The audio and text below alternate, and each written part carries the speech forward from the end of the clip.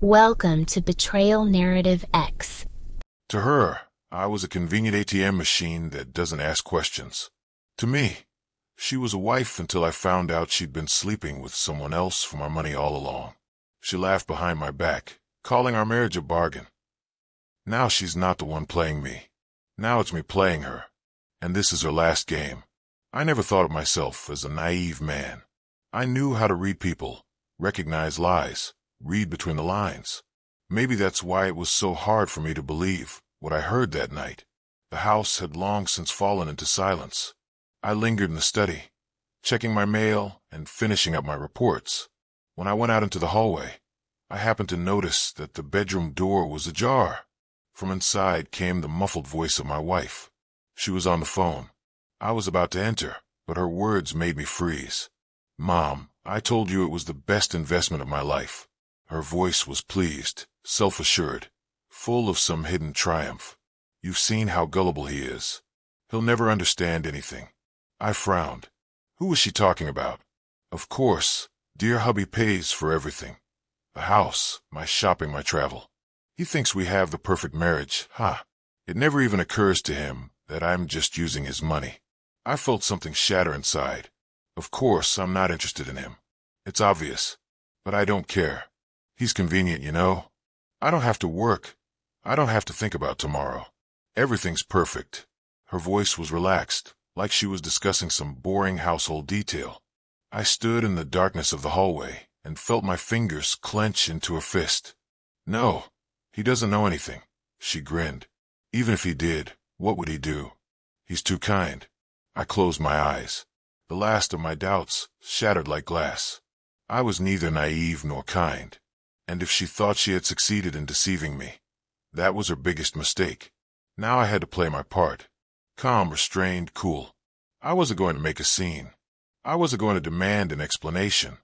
I was just going to make her perfect world fall apart. I exhaled slowly, trying to keep the rage under control. Barging into the room with accusations wouldn't accomplish anything. She'd just start twisting and turning, playing the aggrieved victim. No, I didn't want her pathetic lies. I wanted to see the truth. I wanted her to expose herself. To do that, I had to keep playing the role of the loving, unsuspecting husband. I had to smile, kiss her in the morning, bring her coffee in bed. I had to look her in the eye and pretend everything was okay. And only when she was convinced of her impunity would I strike. The next morning I woke up before her, as usual. I stared at her face for a long time, studying every feature. It seemed to be the same woman I'd known for years. The same soft lips, the same warm skin, the light scent of perfume. Only now I saw her differently. Her beauty no longer fascinated me. Now it was the face of a man who had betrayed me in the most subtle ways. She stirred, opened her eyes, and smiled lazily. "Good morning, my love," she whispered, stretching. I smiled back as if nothing had changed. "Good morning," I said, leaning over to kiss her forehead. "How did you sleep?" "Great." She yawned and sat up on the bed, tucking her hair behind her back. "Do we have any plans tonight? Do you want something special?" I asked, getting up from the bed. She hesitated, then squinted slyly. "Why don't we go to that new restaurant everyone's talking about? I think we've been missing romance for a long time." I nodded, even though everything was boiling inside me. Romance? Was she serious? After what I'd heard? "That's a great idea." I smiled. "Let me make a reservation." She wrapped her arms around me, snuggling up with her whole body. "You're the best." I hugged her back, feeling the revulsion building in my chest. "Anything for you?" I whispered, hiding the sarcasm behind the affectionate tone. I watched her all day, catching the slightest changes in her expression, listening to her intonations. She acted the same as always, relaxed, playful, confident, like she wasn't worried about anything. It was as if she really thought I'd be in the dark forever. Before dinner, she spent a long time choosing an outfit, twirling in front of the mirror, asking for my opinion. I praised her discreetly, pretending to be genuinely interested. At that moment, though, I wanted to tell her the truth. I wanted to tell her the truth, to tell her that she was just a beautifully packaged lie. When we arrived at the restaurant, she was shining with happiness, holding my hand, laughing. To others, We were the perfect couple. I saw how the waiters furtively cast envious glances at us, how other women appreciated her expensive jewelry. No one realized that there were actually two very different people sitting here, one who was enjoying his lies, and the other who had already figured them out. "Here's to us," she said, raising her wine glass. I raised mine too, looking her straight in the eye. "Here's to us," I repeated, memorizing the moment. She didn't realize that right now I was mentally toasting her soon to fall. After dinner, we came home. She looked happy, relaxed, unsuspecting. When we entered the house, she turned to me and smiled playfully. "Thank you for tonight. You know how to make me happy." I smiled back, but didn't say anything. I just stepped closer and ran my fingers along her cheek. "You deserve the best," I said, looking into her eyes. She nodded, taking it for granted. "Of course," she whispered, moving closer for a kiss. I let her touch me, let her feel my warmth, but in my heart I was already far away from her. I lay awake all night, staring at the ceiling, replaying the conversation I'd heard in my head. She thought I was just a convenient resource, a source of money, comfort, a carefree life. She was sure she could manipulate me, that I would never understand her true motives. Her self-confidence even amused me. I could just gather the evidence, present it, and kick her out the door. But that would be too easy. She'd get out of it, find a way to make me look like a villain, get some of my money through a divorce. No, I wanted more than that. I wanted to see her world fall apart, to see her lose everything she thought was hers. But in order to do that, I needed to see just how deep her greed ran. If she really sees me as an investment, what happens when that investment stops yielding a return? I decided to play the long game. The next day at breakfast, I casually mentioned that I was having a little financial trouble. I spoke calmly, as if it didn't matter, but I watched her reaction carefully.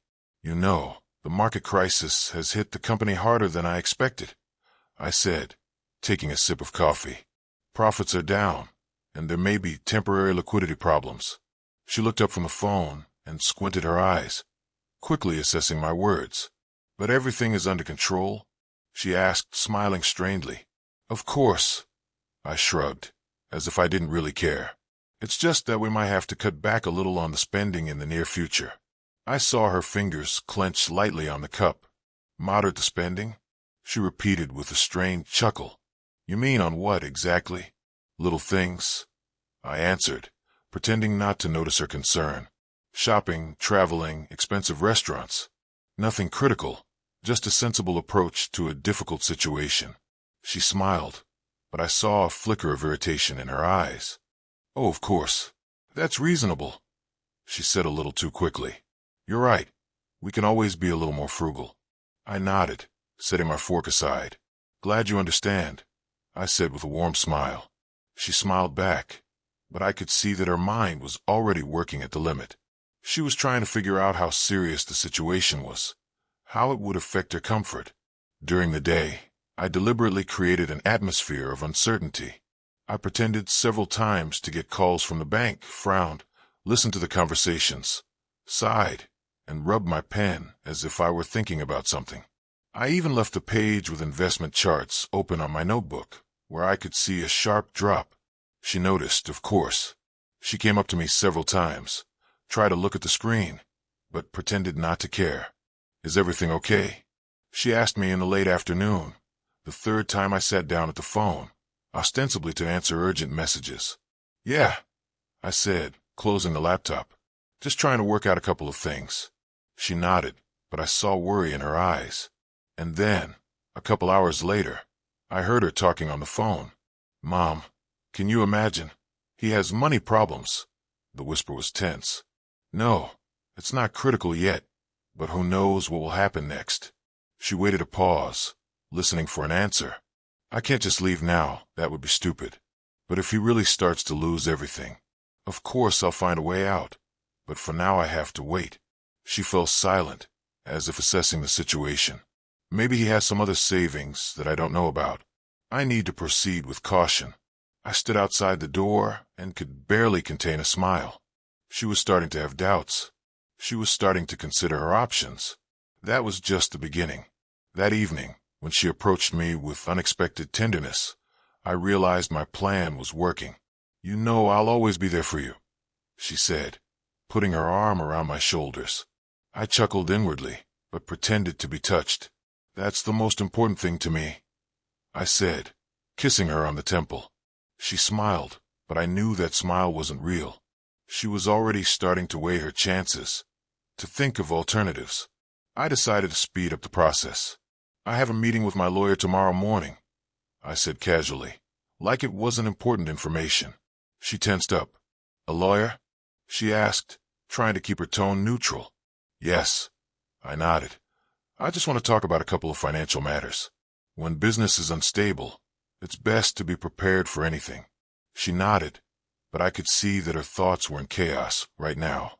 In the morning, I woke up before her, and for a while I just watched her sleep. Seemingly the same person I had spent several years of marriage with. The same soft smile in her sleep. The same graceful shoulder line. Only now I didn't see a loving wife in front of me. I saw a predator who thought she was in control. But her self-confidence was her weakness. She didn't notice that I was no longer the man she used to manipulate. I got out of bed and headed for the kitchen. I stood at the window with a cup of coffee for a long time, thinking about the next step. If I wanted to see her true colors, I needed to turn up the pressure. She was already starting to worry. Her carelessness was cracking, but it wasn't enough. I needed to corner her, to make her show me who she really was. She woke up an hour later, stretched sleepily, and came downstairs in her robe, smiling as if nothing had changed. "Good morning, love," she said, kissing my cheek. "Good," I replied, trying not to sound angry. I put a cup of coffee in front of her, sat across from her, and pretended to be a little nervous. She noticed. Her eyes immediately narrowed, and her smile became less genuine. "You look brooding today," she said, taking the cup in her hands. I sighed heavily, like I was about to say something important, then ran my hand over my face and looked at her tiredly. "It's more complicated than I thought," I finally said. "The financial problems may be more serious than I thought." She froze for a second, but quickly pulled herself together. "What are you talking about?" she asked, pretending to be worried. I shook my head slightly, as if I was having trouble admitting it myself. "I talked to my lawyer yesterday," I continued, looking her straight in the eye. "If things don't improve in the next few months, I may have to sell off my assets." She blinked a few times, hiding her panic. "Assets?" she asked, as if the word was foreign to her. "Yes, real estate, investments, maybe even our savings," I said slowly, as if choosing my words. "It could affect you and me too." She set the cup on the table, no longer hiding the tension. "You're not serious, are you?" she asked, trying to fake a slight laugh. "I wish it were a joke," I said, spreading my hands. "But this is reality." She averted her gaze, took a deep breath, and then leaned forward as if she were about to say something important. "Look, we can find some other way out of this, right?" Her voice was soft, but it didn't have the tenderness it used to have. I stepped forward, looking her straight in the eye. "What would you suggest?" She pressed her lips together, thought for a second, then smiled again, this time a little too strained. "Well, I just think that maybe it's temporary." Her voice shook. "You've always found solutions, haven't you?" I nodded, pretending to ponder. "Of course," I said. "But if the situation gets worse, we'll have to change the way we live." She looked at me like I had just offered to sell her soul. "Change lifestyle?" she interjected, blinking. "Yes," I nodded, finishing my coffee. "Maybe cut out some of the unnecessary expenses. Maybe even think about moving to a simpler house if things got tough." She looked at me like I had just announced we were moving to the slums. "Are you saying that we're going to have to sell this house?" Her voice got a little higher. I shrugged. "If I have to, why not?" I answered calmly. "The main thing is to maintain financial stability, and the house is just walls." But I love this house," she said quietly. I smiled at her, covering her hand with mine. "Me too," I said. "But sometimes you have to make tough decisions." She quickly removed her hand, stood up from the table, and turned away, as if trying to gather her thoughts. "This is all so sudden," she said, crossing her arms over her chest. "I understand," I said, "but we can do this together, can't we?" She didn't say anything. She just stood there, staring tensely out the window. I could see her mind frantically searching for a way out, looking for a way to save herself, but not us. This conversation gave me everything I needed to know. During the day, she had been unusually quiet. She hardly spoke. She did not laugh. She did not make the usual gestures that had seemed sincere before. She was absorbed in her own thoughts, and I knew very well what she was thinking about. Late that night, when she was already in bed, I went outside, pulled out my cell phone, and dialed my lawyer's number. "We need to speed things up," I said quietly. "I want to be ready before she realizes what's happening." I heard his affirmative answer, then hung up the phone and looked at the house we'd lived in all these years. Soon this house will be mine alone, and she'll be left with nothing. I decided to proceed cautiously and not rush into a decisive blow. If I cut off her access to the money too quickly, she might immediately realize that she had been exposed. No, I needed to make her believe that her position was still stable and that I was in the dark. I wanted to see how she would behave if she had a chance to get away with it, if she suddenly decided to care, to support me, to look for ways to solve the problem. Then maybe there was some sincerity left somewhere deep inside her. But if she continues to look for ways to save only herself, then she has no conscience or respect for me. The next morning, I looked more relaxed on purpose, as if I'd found a way out of the situation after a night of thinking. I whistled a tune while making coffee and greeted her with a smile when she came downstairs. "Good morning, love," I said, setting the cup in front of her. She looked at me carefully, as if trying to figure out my thoughts. "You look much better than you did yesterday," she said, sitting down at the table. "Yeah," I nodded, pretending to feel better. "I guess it's not as bad as I thought it would be. I was a little too anxious yesterday. There are a few ways we can work things out." I purposely didn't go into detail to get her to ask questions herself. "Options?" she asked, stirring her coffee carelessly with her spoon, but I could see her shoulders tense. "Yeah," I smiled, looking at her as if I didn't suspect anything. "We might not have to sell anything, but we just need to control our finances a little better. We might not have to sell anything, but we'll just have to get a little more control over our finances." She pretended to sigh in relief, but I noticed her gaze lingering on my face, as if she wasn't entirely sure if I was telling the truth. "That's great news," she said, reaching across the table and covering my palm with hers. I allowed myself a slight smile and squeezed her fingers as if everything was still the same. "Yeah," I nodded. "I guess things will get better now." Throughout the day, I watched her behavior closely, but I tried not to let my guard down. I wanted to see exactly how she would use this information, whether she would behave differently now that she knew the money wasn't going anywhere for the time being. She was lively again, as if her anxiety from yesterday's conversation had faded. On the phone with her friends, she no longer complained of uncertainty, but spoke more confidently. "Of course, I'll have to rein in my spending a little," I heard her say in the living room. "But it's temporary, you know. He's already found a way out, so it's okay." Her voice was calm, even a little arrogant. "No, of course I'm not going to cut back on my habits. I'm just not going to talk about new purchases yet. Why worry him?" She laughed, and I heard her walk over to the mirror and probably fix her hair. "It's under control, honey. He loves me too much to really take away my comfort." I stood in the hallway, listening to every word, and felt a cold rage inside me. She didn't even try to pretend to care about me. All she was thinking about was her own comfort, her shopping, her image in front of her friends. I made the right choice in deciding to check her out again. Now I have no doubts left. At dinner, I pretended again that everything was going for the best. I talked about my day, made plans for the coming weeks, even suggested a weekend getaway. She seemed pleased, as if she really believed things were back to normal. "I knew you could do it," she said, filling my glass with wine. I raised my glass and smiled at her. "Thanks for the encouragement," I said with a slight irony that she didn't even notice. At night, when she was already asleep, I picked up the phone again and texted the lawyer. "She hasn't changed.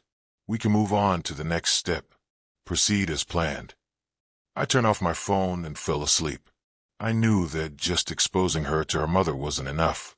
She'd already told her she was using me, but she'd done it from a position of power, of impunity. Her mother could turn a blind eye to her words, seeing them as mere feminine coquetry or marital calculations that she tacitly approved of. I needed not just to show the truth, but to make her mother feel as deceived as I did, to make her see not just a cunning woman, but a cynical manipulator who uses even the people closest to her. I began to analyze her behavior, looking for small inconsistencies, remembering conversations in which she mentioned money, and soon I found what I needed. At the dinner we had organized especially for the meeting with her mother, I looked relaxed and contented, though inside I was seething with anticipation. My wife, as always, played the role of the perfect hostess, and her mother praised her for her care and comfort in the house. We chatted about the weather, the latest news, and discussed friends. Everything went as she had planned. I was smiling and kind, and her mother sincerely enjoyed the atmosphere of family harmony. But I needed to get the conversation on the topic I wanted. By the way, I was looking at our financial statements the other day, I said, as if in passing. My wife looked up at me, and her mother nodded interestedly. And you know what surprised me? I continued, sipping my wine. I found strange transfers of large sums of money, regular ones. His wife froze for a second, but quickly put her usual smile back on her face. Honey, you know I do the finances sometimes. Maybe it's just some house payments. I shook my head, pretending to try to figure it out too. The thing is, that money wasn't going into accounts related to the house or our expenses. It was going into a completely different account. I paused, letting my wife's mother get interested. And the best part, I added, putting my fork on my plate, is that this bill is in your mother's name. My wife turned pale, and her mother shifted her eyebrows, shifting her gaze from her to me. Is it true? She asked sternly, turning to her daughter. His wife tried to laugh, but her voice shook. Mom, of course it's nothing, she said quickly. He must have misunderstood something. Then explain, I said leisurely. Why there were large sums of money going into her name every month? The wife's mother frowned and folded her arms across her chest. I'm really interested because I haven't gotten any money from you, she said sharply. The wife opened her mouth, but didn't know what to say. Maybe you just forgot. She tried to smile, but it looked pathetic. Did you forget? Her mother narrowed her eyes. I wouldn't forget if my daughter gave me money. I leaned forward, savoring the moment. The thing is, I did some checking. I continued calmly. Those transfers were then going into another account. It was already registered to a completely different person. My wife clenched her fists, but I didn't let her get a word in edgewise. And here's the interesting thing, I said, looking her in the eye. This man has nothing to do with your mother. The wife's mother frowned. Who is it? I pulled out my phone and opened a document with bank statements. Some man, I shrugged. I think you can tell us who he is. The wife clutched at the edge of the table, and her mother pressed her lips together, clearly not understanding what was happening. It's just a friend, she mumbled, not knowing where to take her eyes. A friend? The mother interjected, clearly beginning to realize the magnitude of the situation. I grinned. If it's just a friend, why did you keep it from us? Why did you use her name to transfer the money? The wife panicked, but her mother had already figured it out. Did you want your husband to think the money was going to me? Her mother's voice trembled with indignation. So he wouldn't suspect anything? Mom, it's not what you think, the wife exclaimed, jumping up from her seat. No, that's exactly what I think it is, my mother replied harshly. You lied to me. You lied to your husband. You used me as a cover. I watched silently as her mother began to boil with rage. You made me believe that you were happily married, she continued. But you were just living off him and apparently supporting some man. The wife lowered her head, trying to come up with an excuse, but it was too late. Who is he? The mother demanded, crossing her arms across her chest. Mom, please, the wife muttered. Who? Him? Mother repeated harshly. I could see her breathing hitch, her lips quiver. She knew she couldn't lie anymore, but it was even scarier to admit it openly. Never mind, she finally muttered. lowering her head. "So you've confirmed everything," her mother stated, standing up abruptly from the table. The wife looked at her sharply. "Mom, where are you going?" "Go away before I tell you everything I think," replied the mother in a cold tone. She looked at me with genuine regret. "I'm sorry I ever thought my daughter was worthy of you," she said. I smiled, raising my glass. "It's okay. Better late to realize the truth than never." Now that her mother had turned her away and she was left without support, I had one last step to take. She thought I was naive, that I would let her take advantage of my kindness quietly and without consequences. But she was wrong. I wasn't just going to expose her to her family. I was going to destroy all her hopes for the future. She was hiding her lover, but I already knew who he was. I guessed long ago that there was another man in her life. The money she transferred, the regular friend meetings, the sudden trips for business. It all fit together too well. But I needed proof to make the final blow accurate and unmistakable. I hired a private investigator when I first heard her talking to her mother. He worked quickly and professionally. Photos, correspondence, phone records. I had it all in my hands now. The lover was not some rich businessman, as one might think, but an ordinary trainer from the gym where she worked out. Young, cocky, but completely insignificant compared to me. She spent my money not only on herself, but on him as well. Expensive gifts, trips, car rentals. All of this was paid for out of my pocket while she smiled at me and called me her favorite husband. I could have just walked away, left her with nothing and forgotten. But I wanted more than that. I wanted her world to fall apart completely, so that she had nowhere to go. I waited for the right moment. A few days after that ill-fated dinner, she began to behave differently. She was no longer playing the caring wife, no longer trying to be affectionate. She didn't know how to communicate with me now, because she realized that I didn't love her anymore. But she was still hoping for a way to get out of it, to restore some part of her old life. I gave her time to feel the illusion of safety, and then he made his final move. I knew she was going to meet him on Saturday. She told me she was going to a friend's house, but I knew the truth. I let her leave, and I drove to the place where they were to meet. A cafe in the center of town, a secluded corner where they usually met. I arrived early, sat at a table in the opposite corner, and ordered coffee. When she walked in, I saw her face relax. She sat down across from him, took his hand, and leaned closer, smiling. I pulled out my phone and pressed record. "I can't take it anymore," I heard her voice. "It's getting too complicated. My mom's mad at me, and I don't know what to do." "Did he suspect something?" the lover asked, glancing at the door. "Yes," she sighed, interlocking her fingers. "But she doesn't know everything yet." I grinned, picked up my cup of coffee, and took a sip, watching the spectacle. "Maybe we should just call it a day," he suggested, lowering his voice. She froze, then looked at him anxiously. "Finish. What are you talking about?" "I mean, we can't hide forever," he mumbled, averting his gaze. "You're going to run out of money soon, and I can't provide for you." I saw her face tense up. "You said you'd always be with me," she reminded him, squeezing his hand. "Yeah, but I didn't think it would go this far," he muttered. I couldn't hold back my smile any longer.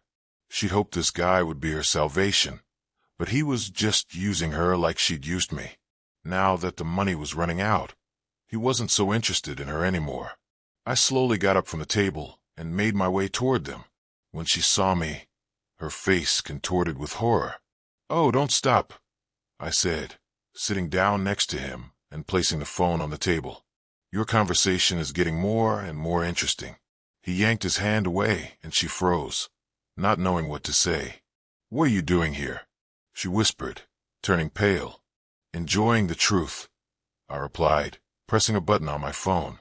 And in the silence of the cafe, her voice rang out. "You'll be out of money soon." She sighed convulsively, but I wasn't listening to her excuses anymore. I pulled an envelope out of my pocket and tossed it in front of her.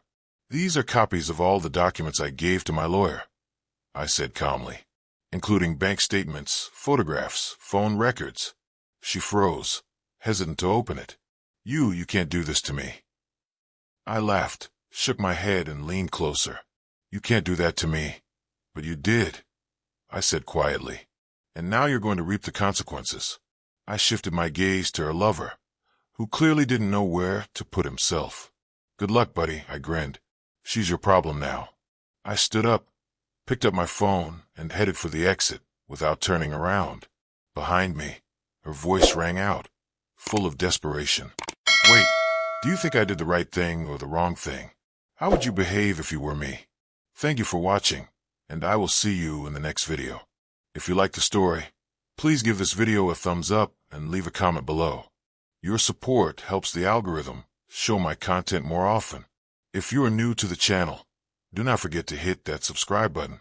It really helps me keep making more stories for you.